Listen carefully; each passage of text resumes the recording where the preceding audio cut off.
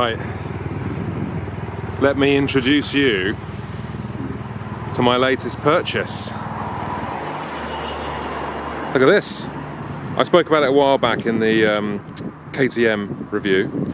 The KTM review? KTM randomonium video about my mate who crashed a HP4 on track in front of me pretty much, and that I might be buying it off the insurance company. And finally, here it is. So this was a grand total of 6,000 of my great British pounds, and so far I think it's a bit of a bargain. I mean, look, let's go through the damage. So this whole front is screwed. There's some lugs out of the headlight here, obviously new screen. Front hugger looks alright, forks are totally straight. There is a big old ding out the wheel. Where is it? Typically it's there. So new front wheel. However, the lovely chaps at Barnstormer here have got one just sat out the back, so I'll have that. Then all the bars are straight and good, clip-ons are good, reservoir, just little kind of bits and bobs. The clocks and this front subframe is smashed up, but let me just get a bit of lighting on it. But you can get this bit repaired. Get a new subframe.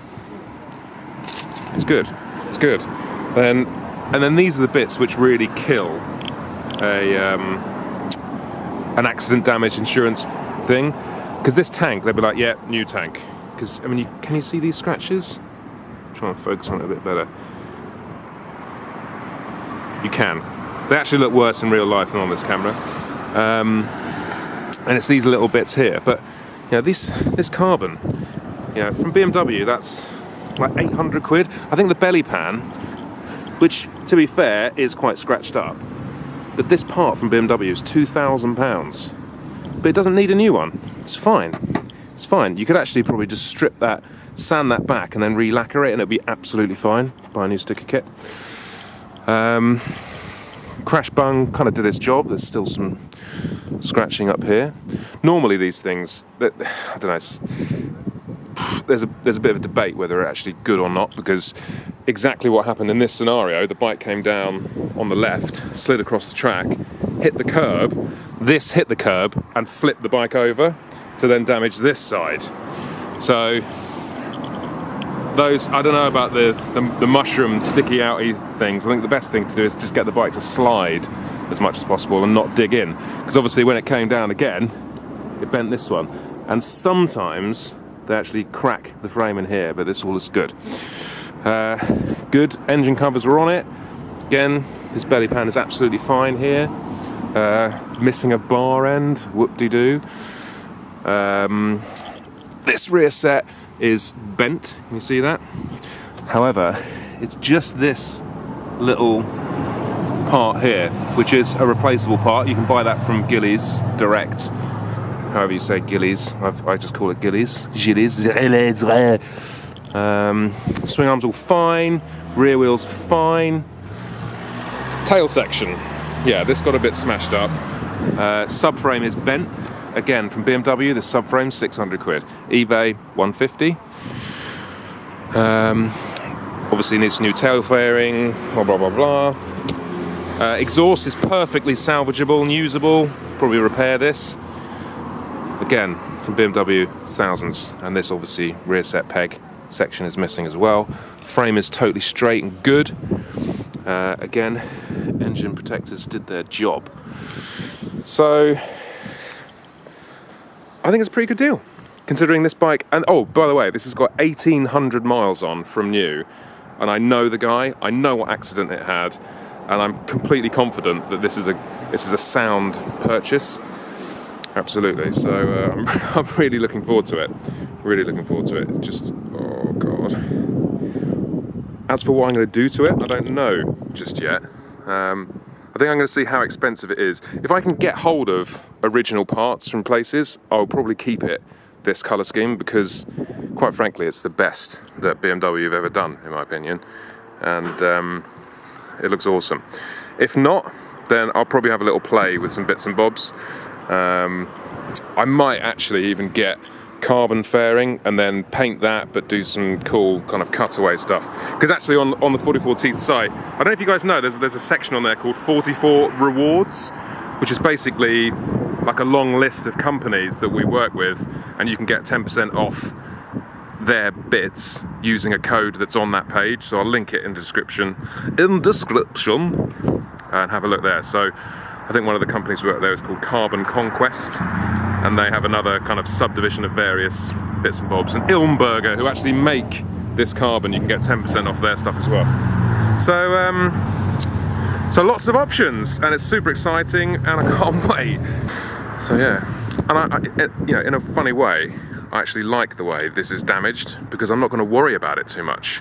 I'm not going to worry like, oh god, I don't want to go touring on it and like scratch the tank. It's like, it's already done. Just use it. So when this is back together, I'll be able to actually use the bike for what it was intended for, which is smashing it around and enjoying it and not freaking out about it. Because that kind of initial hit of value has already occurred, because it's a Cat D write-off. So it's all gravy, baby. It's actually on camera, the crash. I'll see if I can dig it out for you guys. See if I can get the guy who owned it before to give it to me. And I know him as well. He's a nice bloke, and he looked after the bike. I know for a fact he looked after the bike. You know, when he used to change wheels at track days, he would cover this whole thing in like gaffer tape, just in case any sort of little scratches and stuff got on it. And I know the engine's absolutely mint and sound. Oh, fact. Let's see if we can start it up. So this is literally from accident to here. Got any warnings on here? Let's go. Let's take it out of gear so it doesn't do anything else. There we go. Works. And the baffle is still in it. I don't know why, but yeah, it's in it. So, personally, I think I got a bit of a bargain bucket. I can't wait. I can't wait.